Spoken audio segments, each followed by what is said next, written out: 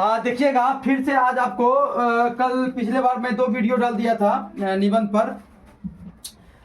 तो आज आप देखिएगा प्राकृतिक चित्रण संबंधी निबंध में वर्षा ऋतु पर है। तो जाहिर सी बात है कि वर्षा ऋतु पर हम लोग किस तरह से लिखे हैं समझ लीजिए।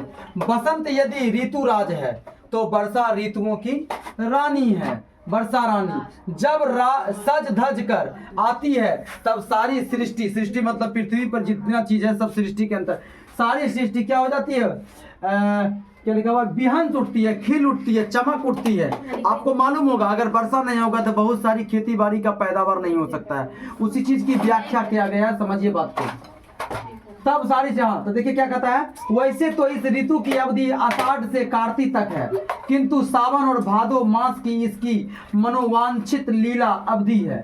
प्राकृतिक सौंदर्य और विशेषताएं में लिखिएगा, वर्षा ऋतु में प्राकृतिक सौंदर्य अपनी तरुणाई पर रहता है, खूबसूरती की चरम सीमा पर रहता है। हम वर्णन में हम जानते हैं कि पावस की शोभा तो स्वयं ही निराली है। आकाश में काली घटाओं का घिरना, मन मयूर का नाच उठना, बादलों को आकाश में विहार करना और बिजली का कौंधना और रोपे जाने वाले धान के खेतों से सुंदरियों के फल कंठ का फुटना भला किसको नहीं भाता। उपसंहार में लिखिएगा, हम जानते हैं कि वर्षा ऋतु सुंदर इसलिए भी है कि वह सुंदर काम भी करती है। यदि वर्षा ना हो, बरसात ना हो तो अकाल का तांडव नृत्य हो जाता है। अतः भूख की ज्वाला में सृष्टि की हर खूबसूरत काली सूख कर कांटा हो जाए।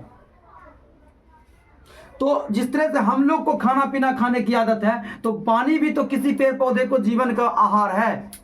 अगर वर्षा नहीं होगा तो सुखाड़ आ जाएगा, और पता है ना, भूख से कितनी भी खूबसूरत चीज क्यों ना हो वो सब क्या हो जाएगा, कली कंठ सूख करके चौपट हो जाएगा। तो वर्षा ऋतु का मतलब क्या होगा, वर्षा की खूबसूरती और विशेषताओं को लिखना, यही जो होता है हमारा निबंध। तो आज मैंने आपको लिखा दिया। बिहार बोर्ड के विद्यार्थी जो इस बार एग्जाम देंगे फरवरी में, उनके लिए अचूक रामबाण है बाबू, इसको आप लिख लीजिए। आपको डेफिनेट इस बार फरवरी में 2025 में बिहार के छात्रों के लिए ये निबंध है। ठीक है, धन्यवाद।